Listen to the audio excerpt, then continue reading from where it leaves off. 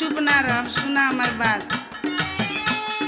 पियवा घरे बाती ले सरी का आइल। हम का करी? सुना समझ हमार बतिया।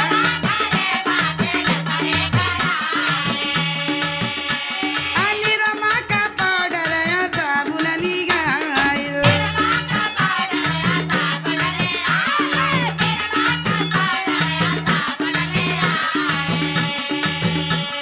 नारियर का तेलवा जमल जैसे घिउवा, बलमा ले अवता तेल गमकौआ।